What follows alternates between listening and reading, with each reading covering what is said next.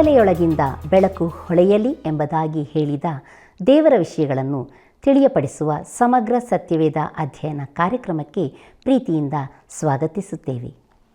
ಪ್ರಿಯರೇ, ಇಂದಿನ ಕಾರ್ಯಕ್ರಮದಲ್ಲಿ ಸತ್ಯವೇದದಲ್ಲಿರುವ ಎರಡನೆಯ ಅತೀ ದೀರ್ಘವಾದ ಅಧ್ಯಾಯವನ್ನು ಧ್ಯಾನ ಮಾಡಲಿರುವಾಗ ದೇವದರ್ಶನದ ಗುಡಾರ, ಅದರ ಸುತ್ತಲೂ ಇಸ್ರಾಯೇಲ್ಯರ ಇರುವಿಕೆ, ಕುಲಾಧಿಪತಿಗಳು ನೀಡಿದ ಕಾಣಿಕೆಗಳು ಹಾಗೂ ಬೆಳಕಿನ ವಿಧೇಯರು ಎಂಬ ಬಹು ಪ್ರಮುಖವಾದ ಸಂಗತಿಗಳನ್ನು ತಿಳಿದುಕೊಳ್ಳಲಿದ್ದೇವೆ.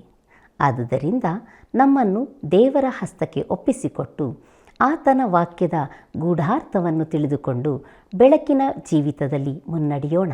ಬನ್ನಿರಿ, ಇಂದಿನ ಅಧ್ಯಯನವನ್ನು ಪ್ರಾರಂಭಿಸೋಣ. ಕರ್ತನಲ್ಲಿ ಪ್ರೀತಿಯುಳ್ಳ ದೇವಜನರೇ, ಮಹಾಯಾಜಕನಾದ ಯೇಸು ಕ್ರಿಸ್ತನ ಪರಿಶುದ್ಧವುಳ್ಳ ನಾಮದಲ್ಲಿ ನಿಮ್ಮೆಲ್ಲರಿಗೂ ಹೃದಯಪೂರ್ವಕವಾದ ವಂದನೆಗಳನ್ನು ಸಲ್ಲಿಸುತ್ತಾ ಇಂದಿನ ಸತ್ಯವೇದ ಅಧ್ಯಯನ ಕಾರ್ಯಕ್ರಮಕ್ಕೆ ಪ್ರೀತಿಯಿಂದ ಸ್ವಾಗತಿಸುತ್ತೇನೆ. ಪ್ರೀತಿಯುಳ್ಳ ಸಹೋದರ ಸಹೋದರಿಯರೇ, ದೇವರ ವಾಕ್ಯ ಧ್ಯಾನದಲ್ಲಿ ನಾವು ಮುಂದೆ ಸಾಗುತ್ತಾ ಇದ್ದೇವೆ.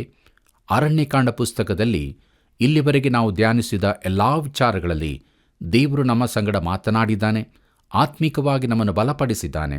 ಆತನ ನಾಮಕ್ಕೆ ಸ್ತೋತ್ರವನ್ನು ಸಲ್ಲಿಸುತ್ತಾ ಇಂದಿನ ಧ್ಯಾನದಲ್ಲಿ ನಾವು ಮುಂದೆ ಸಾಗುವಾಗ ಅರಣ್ಯಕಾಂಡ ಪುಸ್ತಕ 6ನೇ ಅಧ್ಯಾಯ 8ನೇ ವಚನವನ್ನು ಗಮನಿಸೋಣ.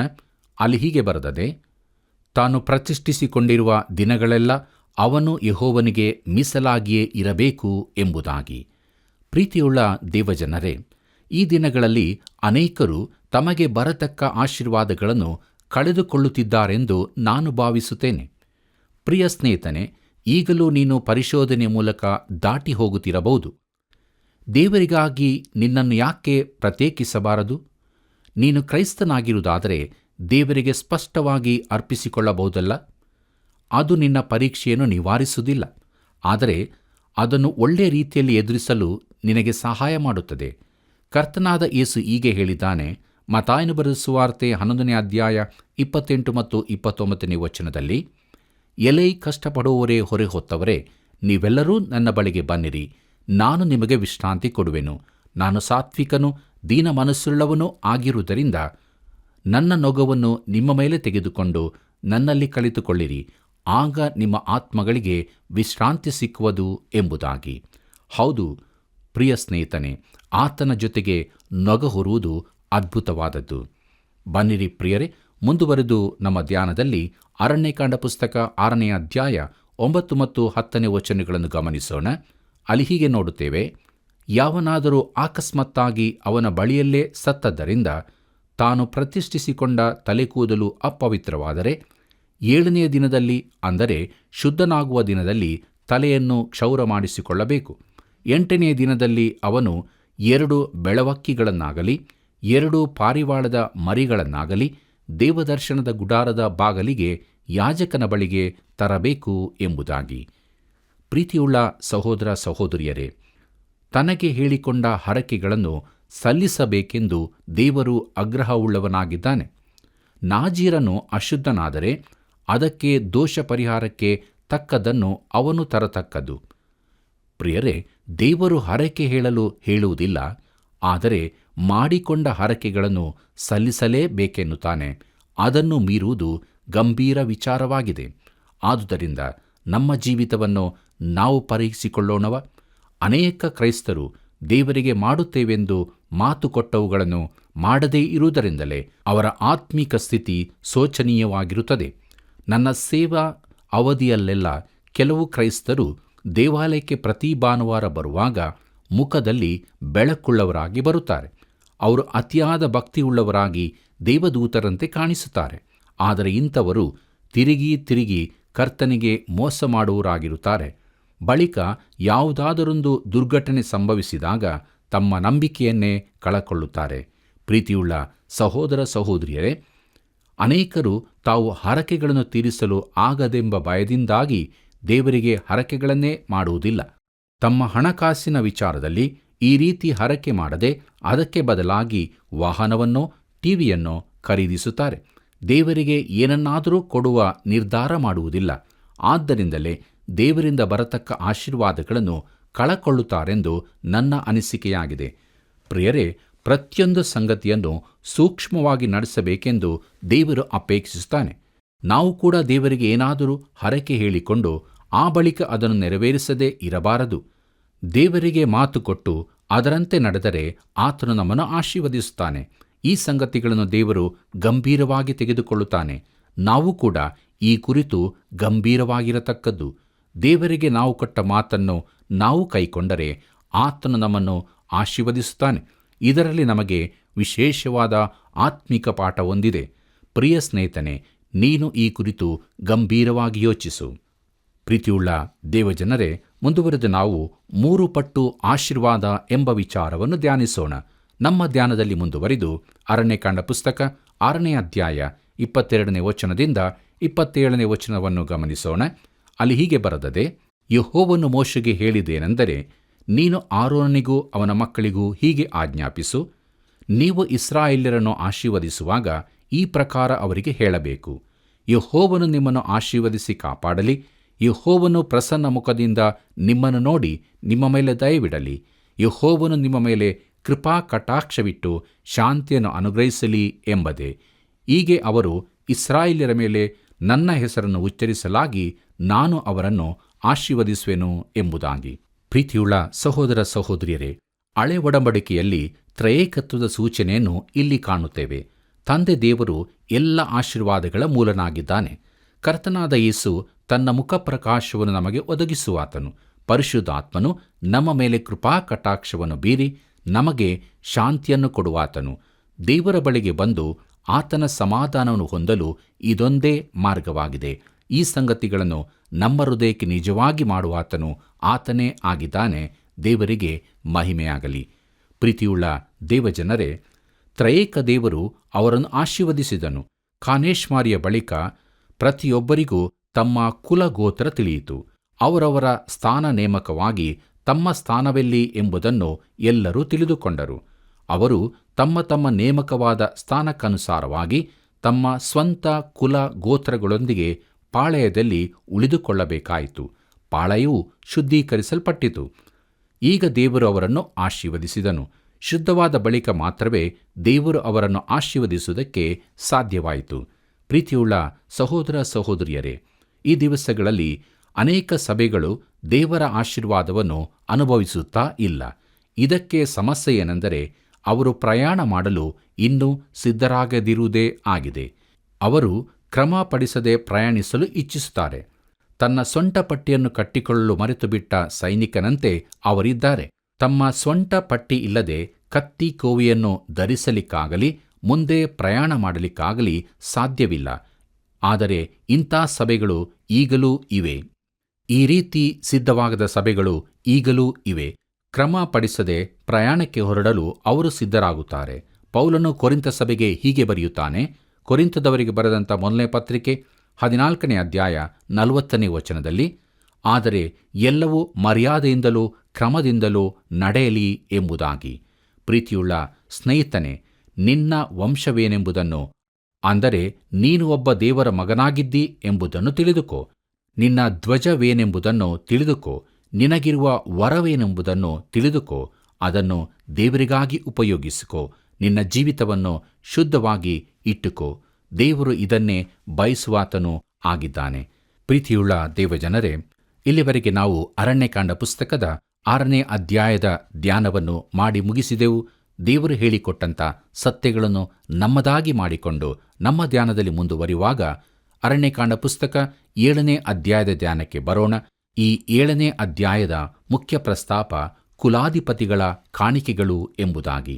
ಪ್ರೀತಿಯುಳ್ಳ ದೇವಜನರೇ, ಇನ್ನೊಂದು ಪ್ರಮುಖವಾದ ಅಧ್ಯಾಯವನ್ನು ನಾವು ಧ್ಯಾನಿಸಲಿದ್ದೇವೆ. ಇದು ಸತ್ಯವೇದದಲ್ಲಿ 2ನೇ ಅತೀ ದೀರ್ಘವಾದ ಅಧ್ಯಾಯವಾಗಿದೆ. ಮೊದಲ ದೀರ್ಘವಾದ ಅಧ್ಯಾಯವು ಕೀರ್ತನೆ 119.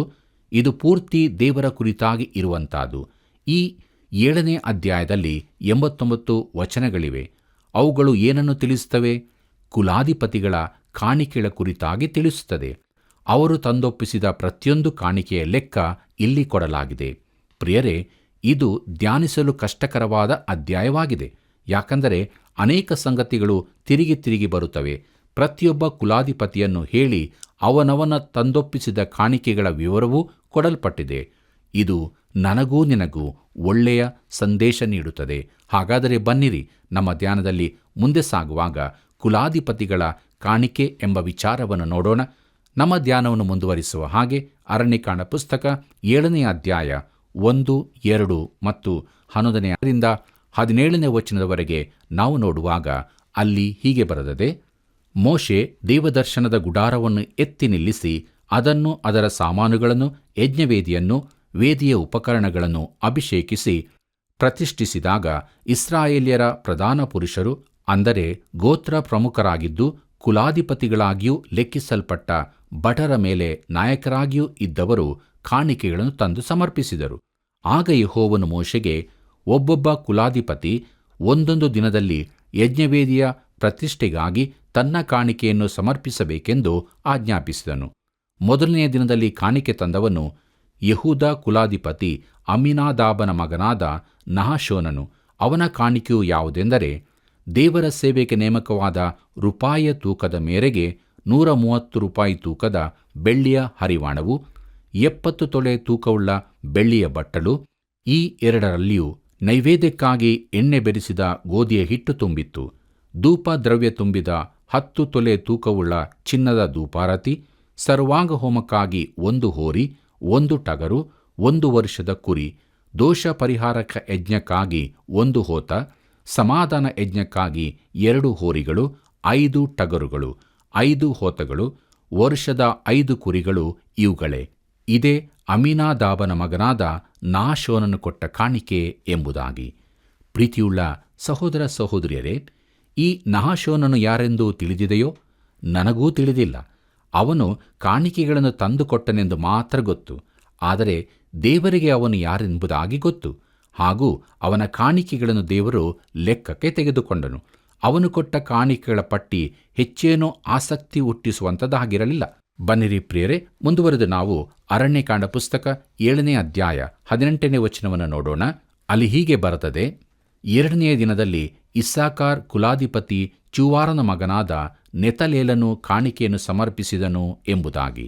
ಪ್ರೀತಿಯುಳ್ಳ ದೇವಜನರೇ, ಇವನು ಏನು ಮಾಡಿದನು ಗೊತ್ತಿದೆಯೋ? ಇವನೂ ಕೂಡ ಒಂದೇ ರೀತಿಯ ಕಾಣಿಕೆಗಳನ್ನು ತಂದು ಸಮರ್ಪಿಸಿದನು. ಅವನ ಕಾಣಿಕೆಯನ್ನು ಪುನರುಚ್ಚಿಸಲು ಅಗತ್ಯವಿತ್ತೋ? ಅದು ಮೊದಲಿನವನ ಕಾಣಿಕೆಯ ರೀತಿಯದ್ದೇ ಎಂದು ಹೇಳಬಹುದಾಗಿತ್ತಲ್ಲ. ಆದರೆ ದೇವರಾತ್ಮನು ಪ್ರತಿಯೊಬ್ಬನು ತಂದೊಪ್ಪಿಸಿದ ಕಾಣಿಕೆಗಳನ್ನು ವಿವರವಾಗಿ ದಾಖಲಿಸಿದನು. ಪ್ರತಿಯೊಬ್ಬನ ಹೆಸರು ಹೇಳಲ್ಪಟ್ಟಿದೆ. ಹಾಗೂ ಆ ವ್ಯಕ್ತಿ ದೇವರಿಗಾಗಿ ಮಾಡಿದ್ದು ಇಷ್ಟೇ ಆಗಿದೆ. ಪ್ರಿಯರೇ, ಈ ಇಡೀ ದೊಡ್ಡ ಅಧ್ಯಾಯವಿಡೀ ಈ ವ್ಯಕ್ತಿಗಳು ದೇವರಿಗಾಗಿ ಏನೇನು ಕೊಟ್ಟರು ಎಂಬುದರ ಪಟ್ಟಿ ತುಂಬಿದೆ. ಒಂದು ಚಿಕ್ಕ ಚಮಚದಷ್ಟು ಧೂಪ ಕೊಟ್ಟದ್ದೂ ದಾಖಲೆಯಾಗಿದೆ.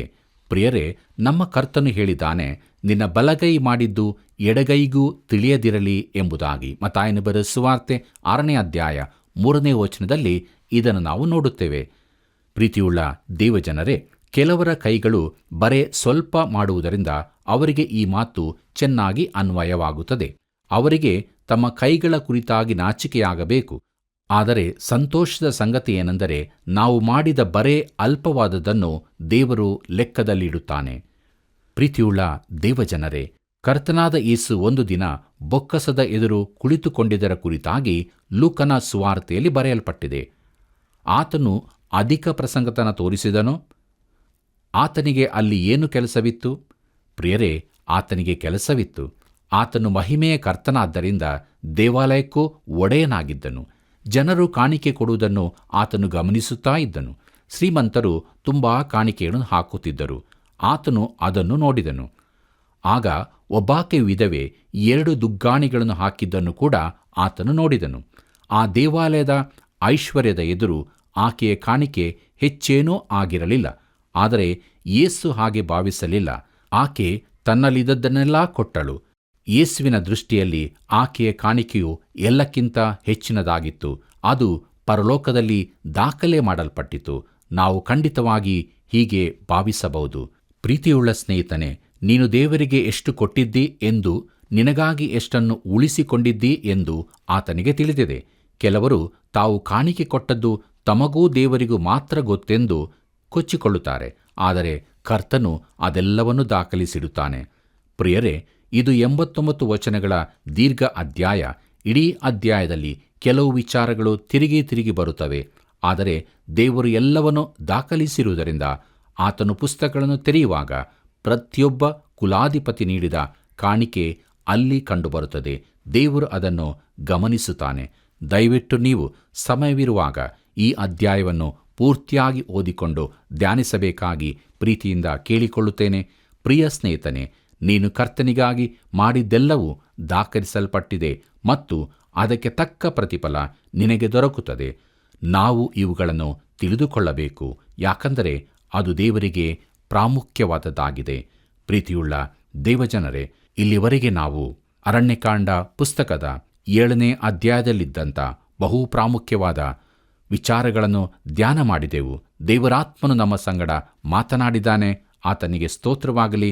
ಬನ್ನಿರಿ, ಮುಂದುವರೆದ ನಾವು ಅರಣ್ಯಕಾಂಡ ಪುಸ್ತಕದ 8ನೇ ಅಧ್ಯಾಯಕ್ಕೆ ಬರೋಣ. ಈ 8ನೇ ಅಧ್ಯಾಯದ ಮುಖ್ಯ ಪ್ರಸ್ತಾಪ ದೀಪಸ್ತಂಭದ ಬೆಳಕು, ಲೇವಿಯರ ಶುದ್ಧೀಕರಣ ಎಂಬುದಾಗಿದೆ. ಪ್ರಿಯರೇ, ಪರಿಶುದ್ಧ ಸ್ಥಾನದಲ್ಲಿನ ಬೆಳಕಿನ ಕುರಿತಾಗಿ ಈ ಅಧ್ಯಾಯ ಪ್ರಾರಂಭವಾಗುತ್ತದೆ. ಮೊದಲಿಗೆ ನೋಡುವಾಗ ಇಲ್ಲಿ ಈ ವಿಚಾರ ಅಪ್ರಸ್ತುತವಾಗಿ ಕಾಣಬಹುದು. ವಿಮೋಚನಾ ಕಾಂಡದಲ್ಲಿ ಗುಡಾರದ ಕುರಿತಾಗಿ ತಿಳಿಸುವಾಗ ಇದರ ಪ್ರಸ್ತಾಪ ಬಂದಿದೆ. ಆದರೆ ಇಲ್ಲಿ ಅದನ್ನು ಪ್ರಸ್ತಾಪಿಸುವುದರಲ್ಲಿ ದೇವರಿಗೆ ಒಂದು ಉದ್ದೇಶವಿದೆ. ಅರಣ್ಯ ಪ್ರಯಾಣಕ್ಕೆ ಸಿದ್ಧತೆ ಮಾಡಿಕೊಳ್ಳುವುದರಲ್ಲಿ ಶುದ್ಧತೆಯ ಕುರಿತಾದ ಸಂಗತಿಗಳು 8ನೇ ಅಧ್ಯಾಯದಲ್ಲಿ ಬರೆಯಲ್ಪಟ್ಟಿದೆ. ದೇವರನ್ನು ಹಿಂಬಾಲಿಸಿ ಆತನ ಸೇವೆ ಮಾಡುವವರು ಶುದ್ಧರಾಗಿರಬೇಕಾದದ್ದು ಅವಶ್ಯವಾಗಿದೆ. ಬನ್ನಿರಿ ಪ್ರಿಯರೇ, ನಮ್ಮ ಧ್ಯಾನದಲ್ಲಿ ಮುಂದುವರಿಯುವ ಹಾಗೆ ಅರಣ್ಯಕಾಂಡ ಪುಸ್ತಕ 8ನೇ ಅಧ್ಯಾಯ ಮೊದಲಿನ 4 ವಚನಗಳನ್ನು ನೋಡೋಣ. ಅಲ್ಲಿ ಹೀಗೆ ಬರೆದದೆ: ಯೆಹೋವನು ಮೋಶೆಗೆ, ಆರೋನನು ದೇವಸ್ಥಾನದ ದೀಪಗಳನ್ನು ಕ್ರಮಪಡಿಸುವಾಗ ಆ 7 ದೀಪಗಳು ದೀಪಸ್ತಂಭದ ಎದುರಾಗಿರುವ ಸ್ಥಳಕ್ಕೆ ಬೆಳಕು ಕೊಡುವಂತೆ ಅವುಗಳನ್ನು ಇಡಬೇಕೆಂದು ಅವನಿಗೆ ಆಜ್ಞಾಪಿಸು ಎಂದು ಹೇಳಿದನು. ಯೆಹೋವನು ಮೋಶೆಗೆ ಆಜ್ಞಾಪಿಸಿದಂತೆಯೇ ಆರೋನನು ಮಾಡಿದನು. ದೀಪಸ್ತಂಭದ ಎದುರಿನ ಪ್ರದೇಶಕ್ಕೆ ಬೆಳಕು ಬೀಳುವಂತೆ ಆ ದೀಪಗಳನ್ನು ಕ್ರಮವಾಗಿ ಇಟ್ಟನು. ಆ ದೀಪಸ್ತಂಭವು, ಅದರ ಬುಡವು, ಪುಷ್ಪಾಲಂಕಾರಗಳು, ಚಿನ್ನದ ನಕಾಶಿ ಕೆಲಸದಿಂದ ಮಾಡಲ್ಪಟ್ಟಿತ್ತು. ಯೆಹೋವನು ತೋರಿಸಿದ ಮಾದರಿಯಂತೆ ಮೋಶೆ ಅದನ್ನು ಮಾಡಿಸಿದ್ದನು ಎಂಬುದಾಗಿ. ಪ್ರೀತಿಯುಳ್ಳ ಸಹೋದರ ಸಹೋದರಿಯರೇ, ಗುಡಾರದ ಉಪಕರಣಗಳಲ್ಲಿ ಈ ಸುಂದರವಾದ ದೀಪಸ್ತಂಭವು ಒಂದಾಗಿತ್ತು. ಅದು ಚೊಕ್ಕ ಬಂಗಾರದಿಂದ ಮಾಡಲ್ಪಟ್ಟಿದ್ದು. ಕುಶಲಕರ್ಮಿಯು ಅದನ್ನು ತಯಾರಿಸಿ ಬಾದಾಮಿ ಗಿಡಗಳಂತೆ ಅಲಂಕರಿಸಿ ಅದರಲ್ಲಿ ಬಾದಾಮಿಯ ಹೂ ಪ್ರತಿಯೊಂದು ಕೊಂಬೆಯ ತುದಿಯಲ್ಲಿಯೂ ಇರುವಂತೆ ರಚಿಸಿದ್ದನು. ಈ ಹೂಗಳ ಮೇಲೆ ದೀಪಗಳು ಇಡಲ್ಪಟ್ಟಿದ್ದವು. ತುದಿಯಲ್ಲಿನ ಬೆಳಕು ದೀಪಸ್ತಂಭದ ಸೌಂದರ್ಯವನ್ನು ಎತ್ತಿ ತೋರಿಸುತ್ತಿತ್ತು. ಕರ್ತನಲ್ಲಿ ಪ್ರಿಯರೇ, ಗುಡಾರದಲ್ಲಿ ಕ್ರಿಸ್ತನ ಪರಿಪೂರ್ಣ ಚಿತ್ರಣವನ್ನು ಮಾಡುವ ಅಂಶ ಇದಾಗಿದೆ. ಉರಿಯುತ್ತಿರುವ ದೀಪಗಳು ಪವಿತ್ರಾತ್ಮನಿಗೆ ಸೂಚಕವಾಗಿದ್ದು ಕ್ರಿಸ್ತನ ಸೌಂದರ್ಯವನ್ನು ಪ್ರಕಟಿಸುತ್ತದೆ. ದೀಪಸ್ತಂಭವು ಈ ಲೋಕಕ್ಕೆ ಪವಿತ್ರಾತ್ಮನನ್ನು ಕಳುಹಿಸಿಕೊಟ್ಟ ಕ್ರಿಸ್ತನ ಪ್ರತೀಕವಾಗಿದೆ. ಪವಿತ್ರಾತ್ಮನು ಕ್ರಿಸ್ತನ ಸಂಗತಿಗಳನ್ನು ತೆಗೆದು ನಮಗೆ ತೋರಿಸುವಾತನಾಗಿದ್ದಾನೆ. ಈ ಕುಲಾಧಿಪತಿಗಳ ಕಾಣಿಕೆಗಳಿಗೂ ಲೇವಿಯರ ಶುದ್ಧೀಕರಣಕ್ಕೂ ನಡುವೆ ಈ ದೀಪಸ್ತಂಭ ಕುರಿತಾಗಿ ಯಾಕೆ ಬಂದಿದೆ ಎಂಬುದನ್ನು ನಾವು ಈಗ ತಿಳಿದುಕೊಳ್ಳಬಹುದು. ಪ್ರತಿಯೊಂದು ಸಂಗತಿಯನ್ನು ಕ್ರಿಸ್ತನ ಪ್ರಸನ್ನತೆಯ ಬೆಳಕಿನಲ್ಲಿ ನಡೆಯಬೇಕೆಂದು ಇದು ಜ್ಞಾಪಿಸುತ್ತದೆ. ಪ್ರಿಯರೇ, ದೀಪಸ್ತಂಭವು ಬೆಳಕಾಗಿದೆ. ಕರ್ತನಾದ ಯೇಸು ತಾನೇ ಲೋಕಕ್ಕೆ ಬೆಳಕಾಗಿದ್ದಾನೆ ಎಂದು ಹೇಳಿದ್ದಾನೆ. ಆತನು ದೇವರ ವಾಕ್ಯದಲ್ಲಿ ನಮಗೆ ಇದನ್ನು ಪ್ರಕಟಿಸಿದ್ದಾನೆ. ಬನ್ನಿರಿ, ಮುಂದುವರೆದು ನಾವು ಲೇವಿಯರ ಶುದ್ಧೀಕರಣ ಎಂಬ ವಿಚಾರವನ್ನು ನೋಡೋಣ. ಪ್ರಿಯರೇ, ಈ ಅಧ್ಯಾಯದ ಉಳಿದ ಭಾಗದಲ್ಲಿ ಲೇವಿಯರ ಶುದ್ಧೀಕರಣದ ಕುರಿತಾಗಿ ಬರೆದಿದೆ. ಅವರು ಹಿತ್ತಾಳೆ ವೇದಿಯ ಬಳಿಗೆ ಬಂದಿದ್ದರೂ ತಮ್ಮ ಶುದ್ಧೀಕರಣಕ್ಕಾಗಿ ಬೋಗುಣಿಯ ಬಳಿಗೆ ಬರಬೇಕಾಗಿತ್ತು. ಈಗ ದೇವರು ತನ್ನ ಸೇವಕರನ್ನು ಶುದ್ಧವಾಗಿಡುತ್ತಾನೆಂಬುದನ್ನು ನೋಡುತ್ತೇವೆ. ಬನ್ನಿರಿ, ನಮ್ಮ ಧ್ಯಾನದಲ್ಲಿ ಮುಂದುವರಿದು ಅರಣ್ಯಕಾಂಡ ಪುಸ್ತಕ 8ನೇ ಅಧ್ಯಾಯ 5 ಮತ್ತು 6ನೇ ವಚನಗಳನ್ನು ಗಮನಿಸೋಣ.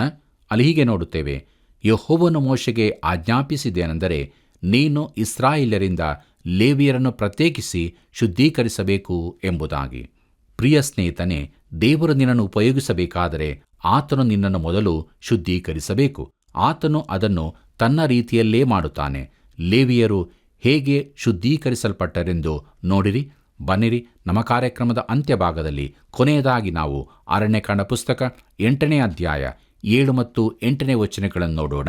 ಅಲ್ಲಿ ಹೀಗೆ ಬರೆದಿದೆ: ಅವರನ್ನು ಶುದ್ಧೀಕರಿಸಬೇಕಾದ ಕ್ರಮ ಹೇಗೆಂದರೆ, ನೀನು ಅವರ ಮೇಲೆ ದೋಷ ಪರಿಹಾರಕ ಜಲವನ್ನು ಚಿಮುಕಿಸಬೇಕು.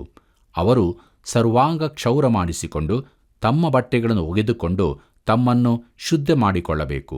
ತರುವಾಯ ಅವರು ಒಂದು ಹೋರಿಯನ್ನು, ಅದರೊಡನೆ ಸಮರ್ಪಿಸಬೇಕಾದ ಧಾನ್ಯ ನೈವೇದ್ಯ ಅಂದರೆ ಎಣ್ಣೆ ಬೆರೆಸಿದ ಗೋಧಿಯ ಹಿಟ್ಟನ್ನು, ದೋಷ ಪರಿಹಾರಕ ಯಜ್ಞಕ್ಕಾಗಿ ಮತ್ತೊಂದು ಹೋರಿಯನ್ನು ತೆಗೆದುಕೊಳ್ಳಬೇಕು ಎಂಬುದಾಗಿ. ಪ್ರೀತಿಯುಳ್ಳ ಸಹೋದರ ಸಹೋದರಿಯರೇ, ಮೊದಲಿಗೆ ದೋಷ ಪರಿಹಾರಕ ಜಲವನ್ನು ಅವರ ಮೇಲೆ ಚಿಮುಕಿಸಬೇಕು. ಇದನ್ನು ಬೋಗುಣಿಯ ಬಳಿಯಲ್ಲಿ ಮಾಡಬೇಕು. ಎರಡನೇದಾಗಿ ಅವರು ತಮ್ಮ ಇಡೀ ಶರೀರವನ್ನು ಬೋಳಿಸಿಕೊಳ್ಳಬೇಕು. ಮೂರನೆಯದಾಗಿ ತಮ್ಮನ್ನು ಶುಚಿಪಡಿಸಿಕೊಳ್ಳುವುದಕ್ಕಾಗಿ ತಮ್ಮ ಬಟ್ಟೆಗಳನ್ನು ಒಗೆದುಕೊಳ್ಳಬೇಕು. ನಾಲ್ಕನೆಯದಾಗಿ ಅವರು ಒಂದು ದೋಷ ಪರಿಹಾರಕ ಯಜ್ಞವನ್ನು, ಸರ್ವಾಂಗ ಹೋಮವನ್ನು ಸಮರ್ಪಿಸಬೇಕು ಎಂಬುದನ್ನು ನೋಡಿದೆವು. ಪ್ರಿಯರೇ, ಲೇವಿಯ ಕುರಿತಾಗಿ ದೇವರು ಹೇಳಿದ್ದು ನಿಮಗೆ ನೆನಪಿದೆಯೋ? ಲೇವಿಯು ಯಾಕೋಬನ ಮಕ್ಕಳಲ್ಲಿ ಒಬ್ಬನು. ಯಾಕೋಬನು ಲೇವಿಯನ್ನು ಆಶೀರ್ವದಿಸಿದಾಗ ಹೀಗೆ ಹೇಳಿದನು. ಆದಿಕಾಂಡ ಪುಸ್ತಕ 49ನೇ ಅಧ್ಯಾಯ 5-7 ವಚನಗಳಲ್ಲಿ, ಸಿಮೆಯೋನನು ಲೇವಿಯು ಅಣ್ಣ ತಮ್ಮಂದಿರೇ ಸರಿ. ಇವರ ಕತ್ತಿಗಳು ಬಲಾತ್ಕಾರದ ಆಯುಧಗಳೇ. ನನ್ನ ಪ್ರಾಣವೇ, ಅವರ ಗುಪ್ತವಾದ ದುರಾಲೋಚನೆಗೆ ನೀನು ಒಳಪಡಬಾರದು. ನನ್ನ ಮನವೇ, ಅವರ ಗುಂಪಿಗೆ ನೀನು ಸೇರಬೇಡ. ಅವರು ಕೋಪೋದ್ರೇಕದಿಂದ ಮನುಷ್ಯರನ್ನು ಸಂಹರಿಸಿದರು, ಮದದಿಂದ ಎತ್ತುಗಳನ್ನು ಊನಪಡಿಸಿದರು. ಅವರ ಕೋಪವು ಭಯಂಕರವಾಗಿಯೂ ಅವರ ರೌದ್ರವು ಕ್ರೂರವಾಗಿಯೂ ಇದೆ. ಅದಕ್ಕೆ ಶಾಪ ಉಂಟಾಗಲಿ. ಯಾಕೋಬನ ಕುಲದವರಲ್ಲಿ ಅವರನ್ನು ವಿಭಾಗಿಸುವೆನು, ಇಸ್ರಾಯೇಲ್ಯರಲ್ಲಿ ಅವರನ್ನು ಚದರಿಸುವೆನು ಎಂಬುದಾಗಿ. ಹೌದು ಪ್ರಿಯರೇ, ಆದ್ದರಿಂದಲೇ ಅವರು ಶುದ್ಧಿಯಾಗಲೇ ಬೇಕಾಗಿತ್ತು. ದೇವರ ಮಕ್ಕಳಿಗೆ ವಿಶೇಷವಾದ ಸಂಗತಿ ಏನೆಂದರೆ, ನಾವು ಹೇಗೆ ನಡೆಯುತ್ತೇವೆ ಎಂದಲ್ಲ, ಆದರೆ ಎಲ್ಲಿ ನಡೆಯುತ್ತೇವೆ ಎಂಬುದೇ.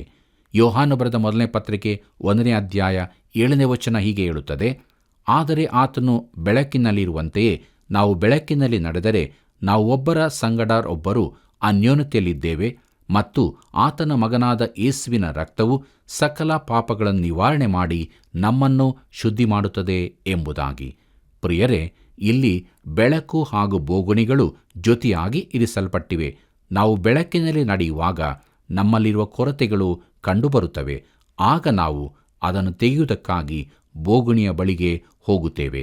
ಪ್ರಿಯರೇ, ಇದು ನಮ್ಮ ಪಾಪಗಳ ಅರಿಕೆಗೆ ಹೋಲಿಕೆಯಾಗಿದೆ. ನಮ್ಮ ಜೀವಿತ ಹಾಗಿದೆ. ಪಾಪದಿಂದ ಬಿಡುಗಡೆ ಹೊಂದಿದ್ದೇವೆಯೋ, ಇನ್ನೂ ಪಾಪದಲ್ಲಿ ಹೊರಲಾಡುತ್ತಿದ್ದೇವೆಯೋ? ಇದೇ ಕೃಪಾಗಳಿಗೆ. ಈ ಕೃಪಾಗಳಿಗೆಯಲ್ಲಿ ನಾವು ಬೆಳಕಿಗೆ ಮೂಲನಾದಂಥ ಯೇಸು ಕ್ರಿಸ್ತನ ಬಳಿಗೆ ಬರೋಣ, ನಮ್ಮ ಪಾಪಗಳನ್ನು ಒಪ್ಪಿಕೊಳ್ಳೋಣ. ಆತನ ಪರಿಶುದ್ಧವಾದ ರಕ್ತದಿಂದ ತೊಳೆಯಲ್ಪಟ್ಟವರಾಗಿ ನಿಜವಾದ ಕ್ರಿಸ್ತಿಯ ಜೀವಿತವನ್ನು ನಾವು ಜೀವಿಸೋಣ. ಹೀಗಾಗುವಂತೆ ದೇವರು ತಾನೇ ನಮಗೆ ಸಹಾಯ ಮಾಡಲಿ. ಆತನ ಕೃಪೆಯು ಸದಾ ನಿಮ್ಮ ಸಂಗಡ ಇರಲಿ. ಪ್ರಿಯರೇ, ಅರಣ್ಯಕಾಂಡ ಪುಸ್ತಕದ 6, 7 ಮತ್ತು 8ನೇ ಅಧ್ಯಾಯದ ಕೆಲವು ವಚನಗಳನ್ನು ಧ್ಯಾನಿಸುವಾಗ ಸಂತೋಷವಾಗಿಯೂ ಹೃದಯಪೂರ್ವಕವಾಗಿಯೂ ನಾವು ನೀಡುವ ಕಾಣಿಕೆ ಸ್ವಲ್ಪವಾದರೂ ದೇವರು ಅದನ್ನು ಲೆಕ್ಕವಿಡುತ್ತಾನೆ. ಕೊಡುವಿಕೆಯ ವಿಷಯದಲ್ಲಿ ನಾವು ಬಹಳ ಎಚ್ಚರಿಕೆಯುಳ್ಳವರಾಗಿರಬೇಕು. ದೀಪಸ್ತಂಭವು ಬೆಳಕಾಗಿರುವ ಪ್ರಕಾರ ಕ್ರಿಸ್ತನು ತಾನೇ ಲೋಕಕ್ಕೆ ಬೆಳಕಾಗಿದ್ದಾನೆ ಎಂಬ ಸತ್ಯವನ್ನು ತಿಳಿದುಕೊಂಡ ನಾವು ದಿನಾಲೂ ನಮ್ಮ ಜೀವಿತದಲ್ಲಿ ನಮ್ಮನ್ನು ಶುದ್ಧೀಕರಿಸಿಕೊಂಡವರಾಗಿ ಬೆಳಕಿನ ಜೀವಿತದಲ್ಲಿ ಜೀವಿಸೋಣ. ಪ್ರಿಯರೇ, ಅನುದಿನವೂ ದೇವರ ವಾಕ್ಯದ ಅಭ್ಯಾಸದಲ್ಲಿ ಬಲ ಹೊಂದುತ್ತಿರುವ ನಿಮ್ಮೆಲ್ಲರ ಪ್ರಾರ್ಥನೆ, ಅಮೂಲ್ಯವಾದ ಕರೆಗಳು ನಮಗೆ ಬಹಳ ಅಗತ್ಯವಿದೆ. ಆದುದರಿಂದ ಇಂದೇ ನಾವು ತಿಳಿಸುವ ಮೊಬೈಲ್ ಸಂಖ್ಯೆಗೆ ಮಿಸ್ ಕಾಲ್ ಕೊಡಿರಿ ಮತ್ತು ಕರೆ ಮಾಡಿರಿ. ತಿರುಗಿ ಭೇಟಿಯಾಗೋಣ. ವಂದನೆಗಳು.